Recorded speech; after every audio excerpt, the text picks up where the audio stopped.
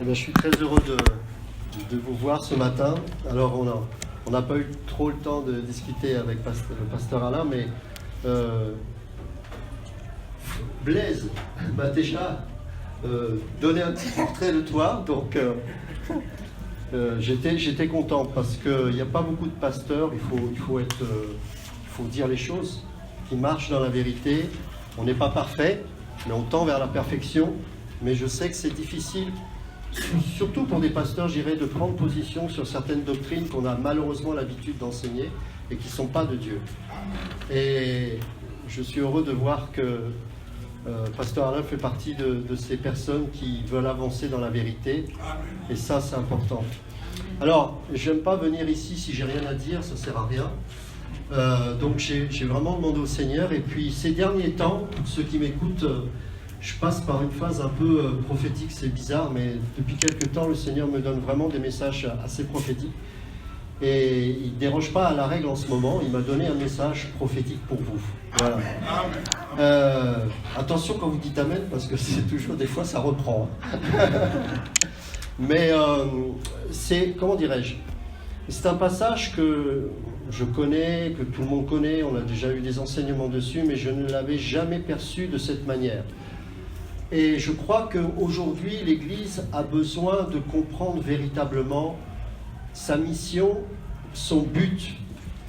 Et en ces temps de la fin, je réalise que l'Église est en train de s'écarter de son plan et surtout de s'écarter de son mari.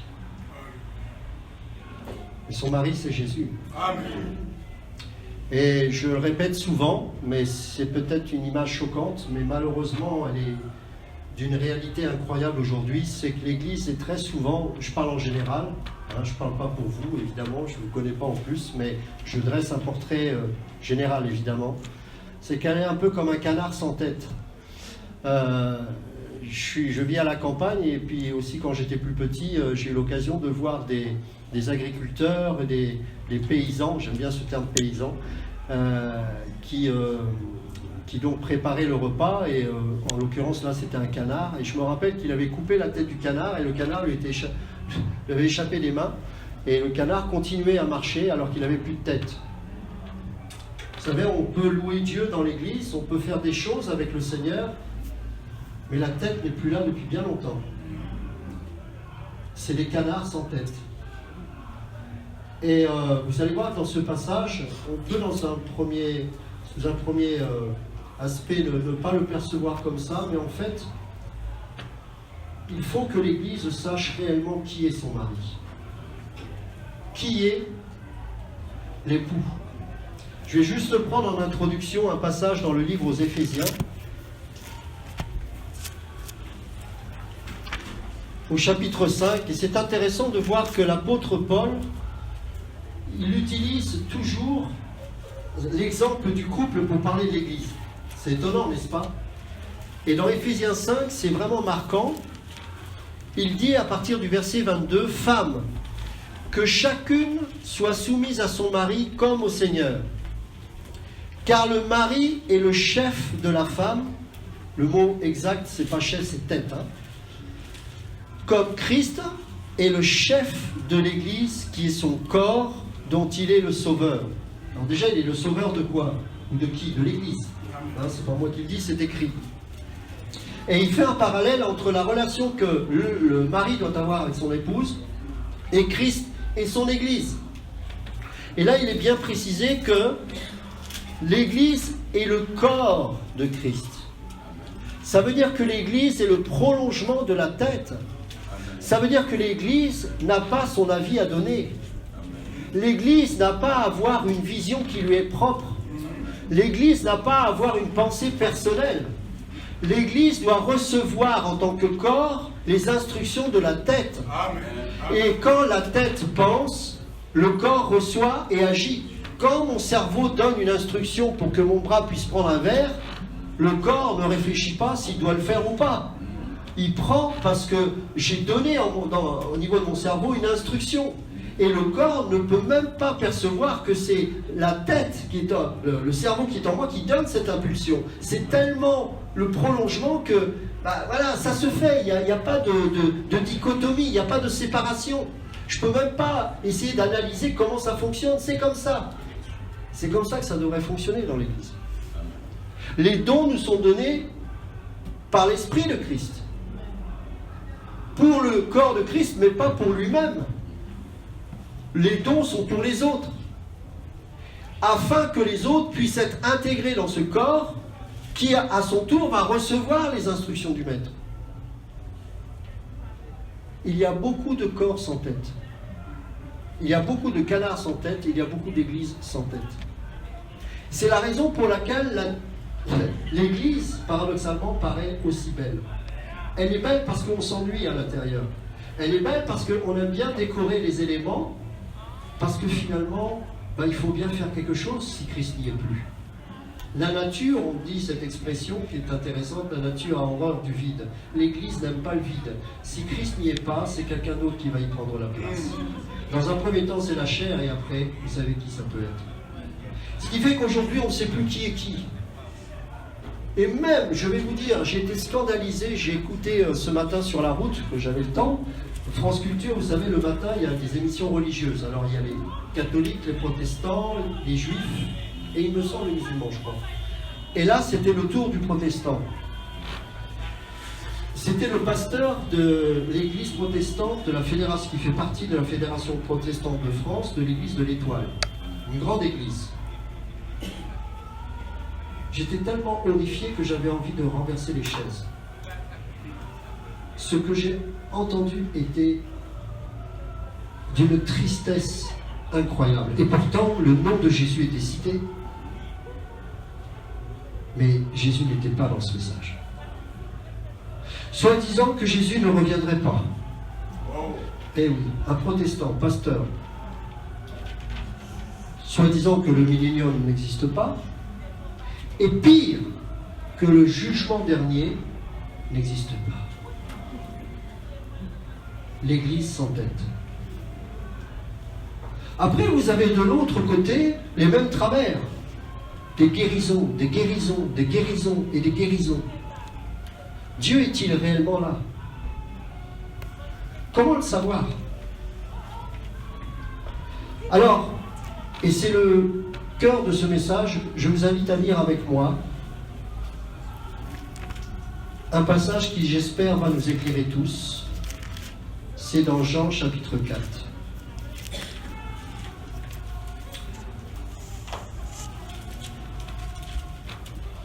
Je voudrais qu'on prenne juste une minute avant pour prier. Seigneur, nous te remettons cette parole. Je ne veux pas que ce soit une parole d'homme. Fais le tri, que ton peuple puisse faire le tri aussi de ce qui vient de moi et de ce qui vient de toi. Mais Seigneur, que vraiment nous puissions comprendre la profondeur de ta pensée pour ton Église ce matin. Enseigne-nous. Amène-nous à une plus grande révélation de ta personne. Nous voulons que ce message te mette au centre de toute chose. Bénis mes frères et sœurs ici présents et que ton nom soit glorifié en toutes choses. Père, nous t'avons prié au nom de ton Fils. Amen. Amen. Alors, on va prendre Jean chapitre 4 et on va lire à partir du verset 4. Comme il fallait qu'il passe par la Samarie, il arriva dans une ville de Samarie nommée Sichar, près du champ que Jacob avait donné à Joseph son fils. Là se trouvait le puits de Jacob. Jésus, fatigué du voyage, était assis au bord du puits. C'était environ la 6e heure. Une femme de Samarie vint puiser de l'eau. Jésus lui dit « Donne-moi à boire ». Car ses disciples étaient allés à la ville pour acheter des vivres. La femme samaritaine lui dit « Comment toi qui es juif, me demandes-tu à boire, à moi qui suis une femme samaritaine ?» Les Juifs, en effet, n'ont pas de relation avec les Samaritains. Jésus lui répondit « Si tu connaissais le don de Dieu qui est celui qui te dit « Donne-moi à boire », tu lui aurais toi-même demandé à boire, et il t'aurait donné de l'eau vive. « Seigneur, lui dit la femme, tu n'as rien pour puiser, et le puits est profond, d'où aurais-tu donc cette eau vive ? Es-tu plus grand que notre père Jacob qui nous a donné ce puits et qui en a bu lui-même ainsi que ses fils et ses troupeaux ?» Jésus lui répondit « Quiconque boit de cette eau aura encore soif. Mais celui qui boira de l'eau que je lui donnerai n'aura jamais soif. Et l'eau que je lui donnerai deviendra en lui une source d'eau qui jaillira jusque dans la vie éternelle. La femme lui dit, Seigneur, donne-moi cette eau afin que je n'ai plus soif et que je ne vienne plus puiser ici. Je voudrais juste m'arrêter avant de poursuivre la lecture de ce passage sur le verset 15. Et ce verset 15 nous résume exactement l'état de l'Église d'aujourd'hui. La femme lui dit, Seigneur, donne-moi cette eau afin que je n'ai plus soif et que je ne vienne plus puiser ici. Cette situation est particulière. La Samaritaine était en horreur par rapport aux Juifs. Il ne pouvait pas avoir de relation entre un Juif et un Samaritain, et encore moins entre une femme samaritaine et un homme juif. Les Samaritains sont issus d'un mélange entre des Assyriens et ceux de l'Israël du Nord, qui, en 722 avant Jésus-Christ, ont été déportés par le roi assyrien. Certains sont restés dans ce territoire du Nord. Et il y a eu aussi des Assyriens qui sont venus là-bas, dans ce territoire. Il y a eu des mariages mixtes, et ça a produit ces Samaritains. Et donc ils ont commencé à avoir une religion un petit peu particulière, déjà qui était très déviante, puisque n'oubliez pas que le premier roi du royaume du Nord était Jéroboam, qui a institué la religion idolâtre des veaux d'or, qu'il a prolongée, puisqu'il ne voulait pas que le peuple aille adorer à Jérusalem. Mais ce qui n'a pas arrangé les choses, c'est que justement, il y a eu ces Assyriens qui sont venus avec leur propre religion, et donc il y a eu un mélange. Et donc les Juifs ne pouvaient pas supporter les Samaritains pour cette raison. Et imaginez la surprise lorsque, alors que cette femme allait chercher de l'eau physique, un Juif, et pas n'importe quel Juif, puisque dans ce même passage, il est bien précisé que le salut vient des Juifs, vient lui demander de l'eau.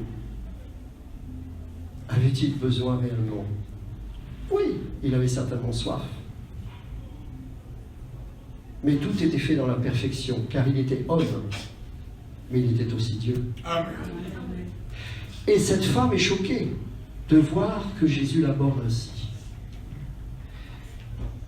Elle ne comprend pas, dans un premier temps, la pensée de notre Seigneur. Et pour certains, on pourrait voir peut-être une évolution progressive, que petit à petit, elle commence à comprendre que l'eau dont il fait mention n'est pas l'eau du puits, car elle venait chercher de l'eau physique pour remplir sa cruche et repartir avec.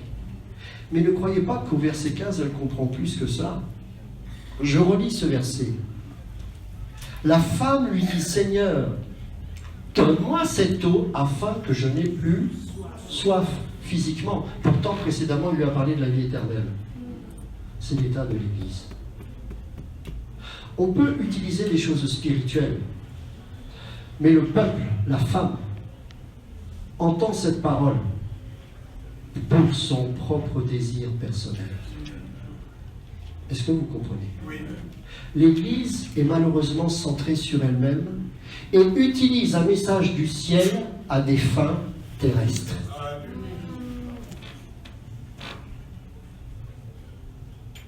L'Église reçoit les révélations de la tête,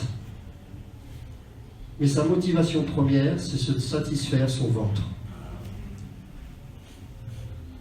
Ça peut être la richesse, le kingdom now, la prospérité, les miracles. Est-ce que les chrétiens ont besoin sans arrêt de miracles? C'est pour les païens. C'est pour les gens qui n'ont pas encore compris que Dieu est vivant. Amen. Le plus beau des miracles, c'est la nouvelle naissance. Amen. Bien sûr que Dieu peut guérir. Mais je suis déjà pleinement guéri en Christ. Amen. Il a pris nos maladies. Nos maladies, ce n'était pas la maladie, c'était nos péchés. Amen. La plus grande des maladies, c'est le péché. Amen. Et dans ce corps, vous allez vieillir.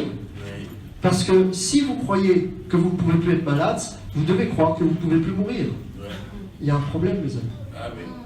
La doctrine, il faut être enseigné. Amen. Donc, cette parole-là, elle n'est pas là pour que notre ventre soit rempli, pour que nos satisfactions charnelles soient enfin accompli. Non. La tête nous donne les instructions pour le ciel. Amen. Et lui donne une eau qui est bien plus précieuse que cette eau auquel elle aspire. Et elle, dans sa pensée, c'est « Ah, cette eau-là va solutionner tous mes problèmes. » Je ne suis pas certain qu'un chrétien ait moins de problèmes qu'un païen. Je pense même que ça pourrait être le contraire. Et heureusement qu'on m'a prêché le vrai évangile dès le début, où je ne me suis jamais bercé d'illusions, parce que le jour de mon conversion, ça a été beaucoup plus compliqué.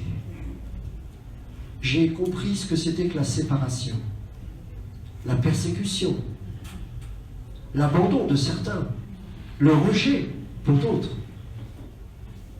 Mais dans ces situations-là, j'ai compris qu'il existait quelqu'un qui, lui, ne t'abandonnera jamais. Amen.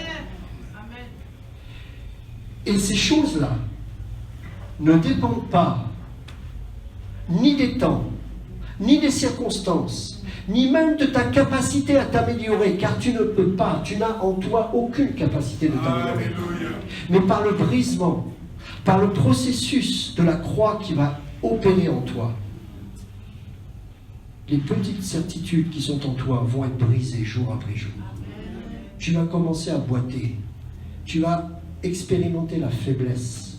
Et comme Paul, tu pourras dire, alors que je suis faible, c'est là que je suis fort. Amen. On ne peut pas dire, je puis tout par celui qui me fortifie et essayer de construire son petit royaume terrestre avec ses propres mains. C'est pas compatible. C'est l'eau qui est utilisée pour ton ventre. Et l'Église est trop dans ces domaines-là.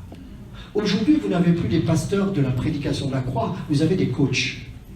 Vous avez des gens qui vont vous dire comment être un bon époux, comment être une bonne épouse, comment faire ceci, comment faire cela. On va écrire des livres. Quand je me suis converti, les livres que je lisais, c'était des livres sur la doctrine. Mais aujourd'hui, on n'en trouve plus. Peu. Parce que ça ne nous intéresse plus. Parce que l'Église est devenue un repère de chair et non plus d'esprit. Verset 16. Va, lui dit Jésus, appelle ton mari et viens ici. Il est où ton mari? Église, il est où ton mari? La femme répondit, je n'ai point de mari. Jésus lui dit, tu as eu raison de dire je n'ai point de mari. Oui. Parce qu'il y a longtemps qu'il n'est plus là. Et dans Apocalypse 3, il frappe parce qu'il est mis dehors. Parce que quand on entend Christ, c'est souvent, vends tout ce que tu as et suis-moi. Amen. Il fut un temps, quand je partais en mission au Mexique, en Roumanie, je voyais des gens qui étaient dans des situations, et certainement vous avez connu ça pour certains, terribles. Mais quand ils ont entendu l'Évangile, ils avaient le feu. Amen. Aujourd'hui, j'ai un fardeau parce que je vois qu'on n'arrive plus à former des missionnaires. Les gens sont prêts à aller à une église. Encore faut-il qu'on entende quelque chose qui leur fasse plaisir. Mais où sont ceux qui vont se lever, qui vont dire « Je suis consumé par l'amour de Christ. Seigneur, je veux te servir. Je veux aller où tu veux que je sois. Peu importe le prix à payer. » Où sont ces prédicateurs? À cause de cela, l'Église est morte. Et elle n'a point de mari. Car tu as eu 5 maris. Et celui que tu as maintenant n'est pas ton mari. Ce n'est pas ton mari, c'est ta chair. Ce n'est pas ton mari, c'est ta chair, c'est ton ego. C'est ta soif de pouvoir pour certains. C'est ton envie d'être connu des hommes. C'est pas ton mari. Mais il veut le devenir. il veut le devenir.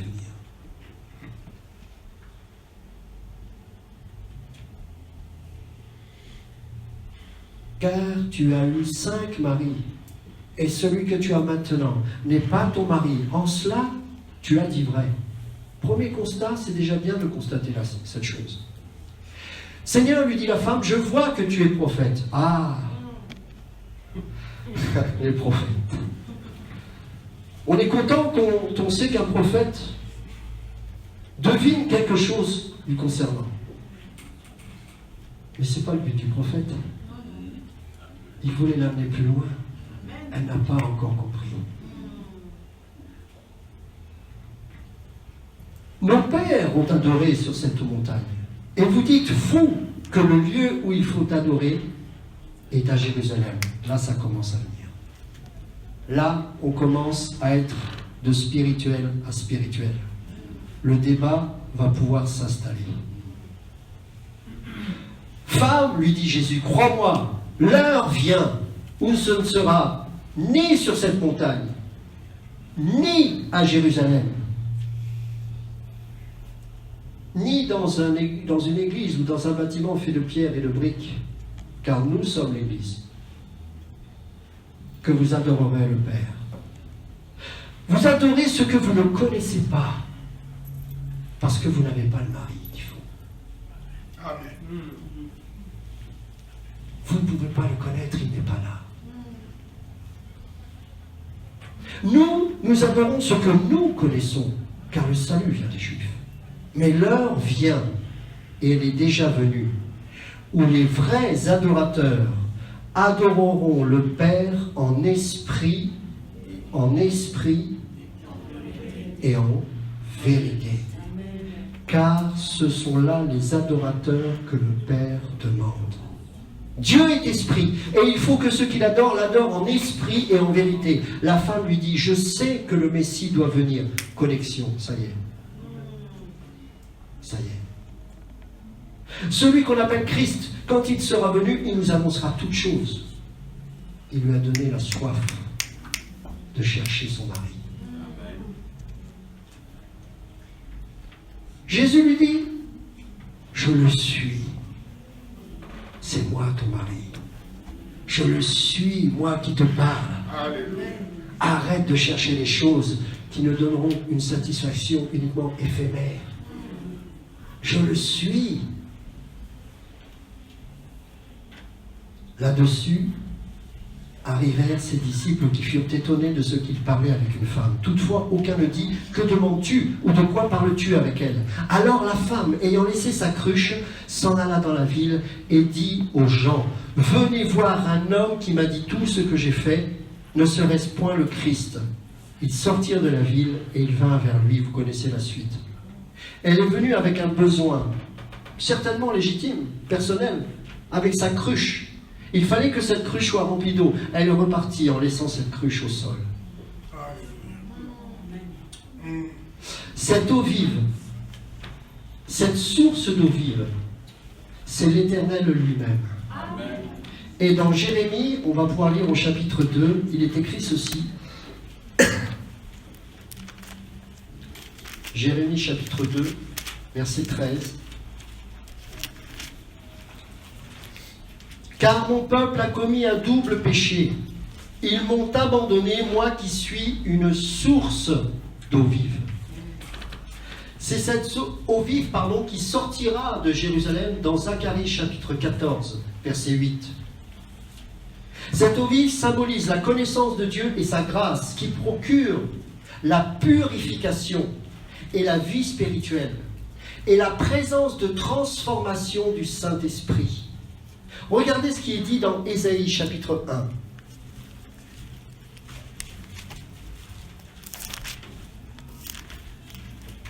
À partir du verset 16. Lavez-vous, purifiez-vous, ôtez de devant mes yeux la méchanceté de vos actions et cessez de faire le mal.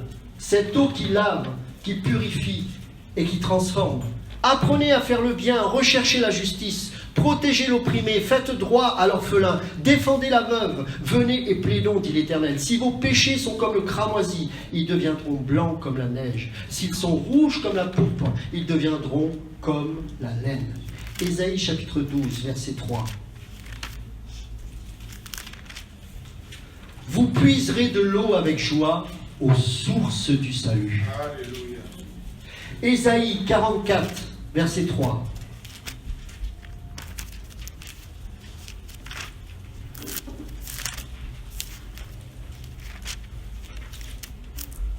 Car je répandrai des eaux sur le sol altéré, et des ruisseaux sur la terre desséchée.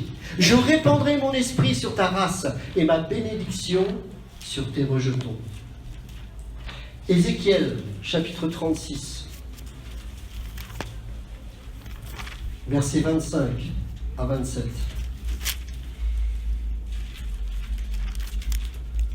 Je répandrai sur vous une eau pure, et vous serez purifiés. Je vous purifierai de toutes vos souillures et de toutes vos idoles. Je vous donnerai un cœur nouveau et je mettrai en vous un esprit nouveau. J'ôterai de votre corps le cœur de pierre et je vous donnerai un cœur de chair. Je mettrai mon esprit en vous et je ferai en sorte que vous suiviez mes ordonnances et que vous observiez et pratiquiez mes lois. Jean lui-même appliquera cette source d'eau vive à Jésus. On peut prendre par exemple Jean chapitre 6, verset 35, où il est écrit ceci. Jésus leur dit, « Je suis le pain de vie. Celui qui vient à moi n'aura jamais faim, et celui qui croit en moi n'aura jamais soif. » Jean chapitre 7, verset 37 à 39. Le dernier jour, le grand jour de la fête, Jésus se tenant debout s'écria, « Si quelqu'un a soif, qu'il vienne à moi et qu'il boive. Celui qui croit en moi, des fleuves d'eau vive couleront de son sein, comme dit l'Écriture. » Il dit cela de l'Esprit que devaient recevoir ceux qui croiraient en lui, car l'Esprit n'était pas encore, parce que Jésus n'avait pas encore été glorifié.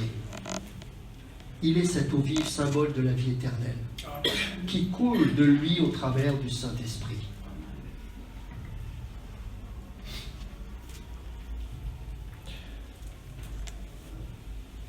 Vous savez, il fut un temps où l'Église n'était qu'une, oui.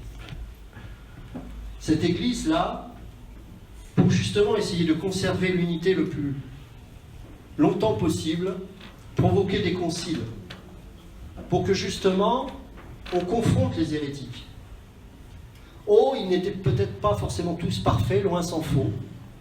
Certains vont même utiliser certains de ces conciles pour dire qu'ils étaient diaboliques. Ne les croyez pas.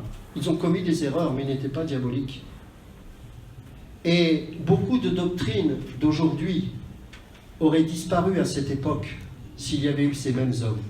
Je prends par exemple la doctrine du modalisme où on dit que Jésus est le Père. Il fut un temps où les docteurs de la loi, de la foi, plus exactement, les pères de l'Église, auraient chassé ces hérétiques. Aujourd'hui, nous avons une multitude d'églises.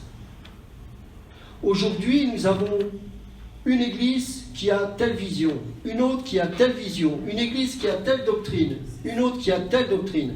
Moi, je suis prêt à participer à des assemblées tant que la saine doctrine est respectée. Amen.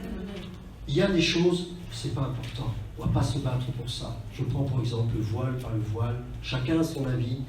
Je pense qu'il y a d'autres combats. Mais sur la saine doctrine, je ne négocierai jamais. Et ce n'est pas un miracle qui va m'impressionner. Pour ceux qui savent d'où je viens. Parce que moi-même, j'ai été séduit par cela. Mais c'est l'amour de la parole, l'amour de la vérité qui m'a fait revenir sur le chemin de Jésus. Amen. Et je crois que l'Église n'est pas là pour qu'on remplisse ses désirs personnels. Elle n'est pas là pour qu'on se coopte entre nous parce que nous sommes du même avis sur certains points. Elle n'est pas là parce que nous sommes de la même ethnie. Elle n'est pas là parce que J'aime bien la moquette bleue. J'aime bien la chorale. J'aime bien le pasteur est sympa.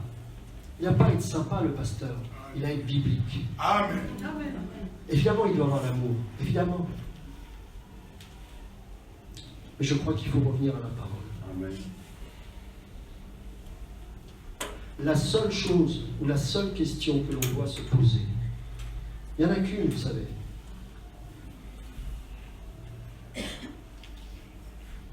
Qui est ton mari? Cette femme a eu 5 maris. Alors, je ne sais pas pourquoi elle en a eu 5. Bon, à l'époque, les gens pouvaient mourir facilement de maladie ou autre. Donc peut-être que, je ne sais pas. Peut-être qu'elle commettait des adultères, j'en sais rien. Mais elle vivait en concubinage avec un autre homme, ça faisait 6. Dieu a été patient pour qu'elle rencontre l'homme le plus parfait, le chiffre Amen. 7. Amen. L'homme le plus excellent, l'homme le plus glorieux, le 7e, Jésus-Christ de Nazareth. Amen. Le seul qui mérite fidélité. Celui en qui tu pourras donner entièrement ta vie. Et même lorsque tu iras en prison à cause de ta foi, tu pourras continuer à dire « Mon mari veille sur moi ». Amen. Ce mari-là ne te trompera jamais. Ce mari-là ne te fera jamais défaut. Quand tu seras dans la détresse, ce mari-là, il ne sera pas au stade de foot en train de regarder le Paris Saint-Germain. Parce qu'il est en toi. Amen. Il a envoyé son esprit. Qui est ton mari, l'Église? C'est pas de savoir si ton Église est bénie, ça semble être le cas. C'est pas de savoir si y a du monde ou pas. Vous savez, il y a des églises de 4000 personnes, mais il y a quelqu'un d'autre qui a pris la place au pupitre. C'est pas ça qui compte. Est-ce que mon mari, il est là?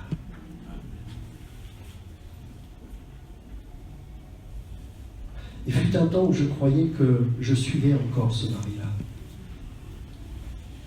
Mais j'ai compris une chose. C'est que même dans les situations où on s'éloigne un peu de lui, il fait tout pour enlever ce qui n'est pas sa gloire. Même quand tu crois le suivre, alors que tu réalises plus tard que tu ne le suivais pas vraiment. Tu suivais peut-être un courant doctrinal, une manière de vivre, une communauté qui t'encourageait, mais tu sentais quand même au plus profond de ton cœur qu'il y avait quelque chose qui te manquait. Je n'ai jamais trompé ma femme, Dieu merci. Mais j'imagine ce que ça doit être lorsqu'une femme trompe son mari, mais qu'elle aime son mari. Je pense qu'elle ne doit pas être à l'aise. Quand on s'éloigne de Dieu, c'est ce que l'Esprit nous fait ressentir. Nous sommes trop souvent adultères. Nous nous écartons à droite et à gauche. Oh, on ne va pas faire des grands péchés, hein. On ne va pas coucher, on ne va pas forniquer, on ne va pas, je ne sais pas, fumer, boire, j'en sais rien. Mais notre motivation n'est plus lui. Alléluia. On n'a plus envie de passer 1 heure dans la prière avec lui, comme quand on était amoureux au début. Parce que la pression de la vie, nos désillusions, nos blessures, nous éloignent petit à petit de cette relation. Oh, en apparence, il semble être toujours notre mari, il n'y a pas de souci. Et il l'est. Mais la relation est de plus en plus distante. Ce mari reste ton mari. Nous ne sommes pas dans la situation de cette Samaritaine qui, elle, n'avait pas de mari.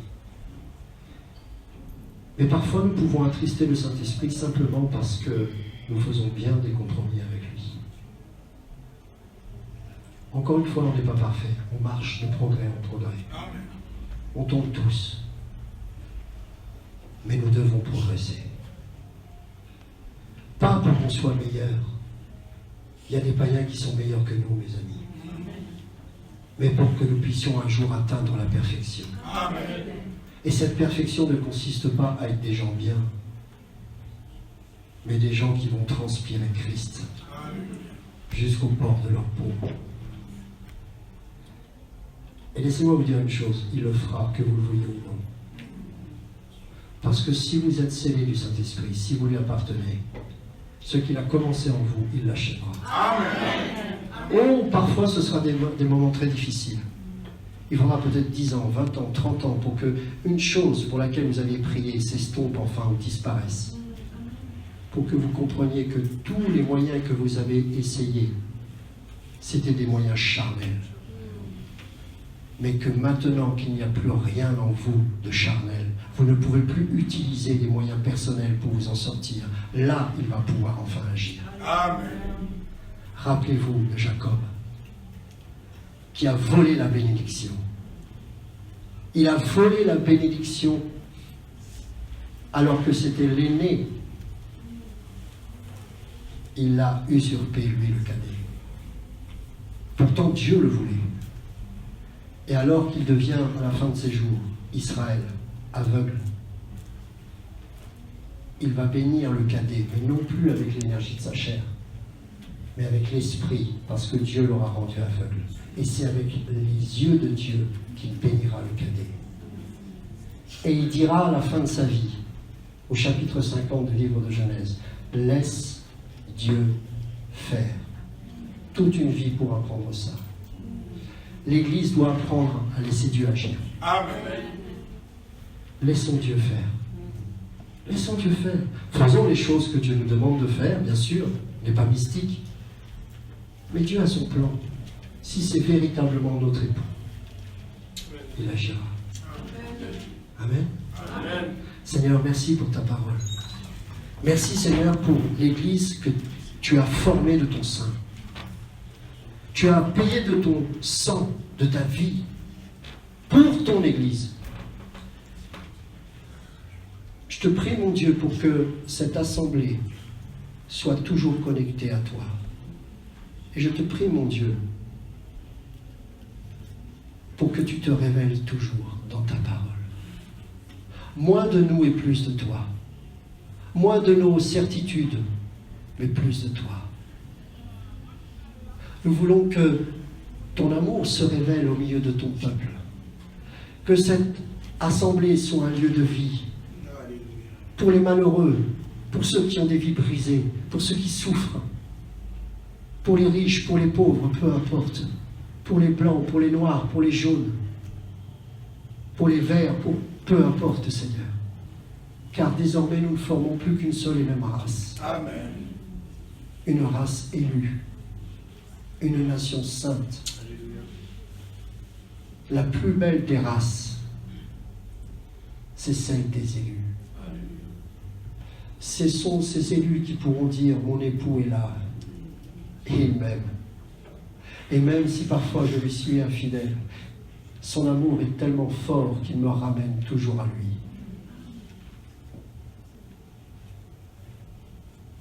Dans le livre de Deutéronome, il était précisé qu'une femme qui couchait avec son mari pour la première fois et qui n'était pas trouvée vierge devait être lapidée. Pour prouver que c'était une infamie car elle était peut-être vierge, elle devait fournir la preuve aux anciens de sa virginité. Le drap devait manifester la souillure, le sang, prouvant ainsi qu'elle était bien vierge. Peuple de Dieu, lorsque l'ennemi t'accuse, brandis le sang de l'agneau. Amen. Qui te justifie. Amen. Il n'y a plus aucune condamnation pour ceux qui sont en Jésus-Christ. Amen. Tu es vierge parce que tu as été mis à part. Tu as été sanctifié. Peut-être que dans ton passé, tu as été un ou une prostituée. Sache que tu es devenue vierge le jour de ta nouvelle naissance. Ne laisse plus le diable t'accuser par rapport à ces choses, car il n'y a plus aucune condamnation pour les élus de Dieu. Église de Christ, tourne-toi vers la parole. Tourne-toi vers Christ. Reviens vers ton mari. Il y a peut-être des choses qui sont mystérieuses à tes yeux. Peut-être que tu te dis, Ça fait tant d'années que je prie pour ça, je ne l'obtiens pas. Mais le problème n'est pas là. Que tu l'obtiennes ou pas. Cherche Dieu. Va vers ton mari.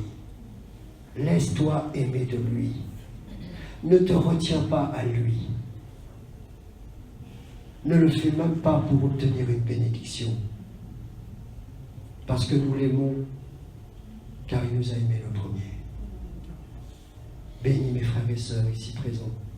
Seigneur, que tu puisses dans cette assemblée te révéler encore plus pour la gloire de ton nom. Je te loue pour cette occasion que tu m'as donnée de pouvoir partager ta merveilleuse parole. Je te loue pour la soif de tes enfants et qu'en retour, ils puissent en recevoir la bénédiction que procure cette source d'eau vive.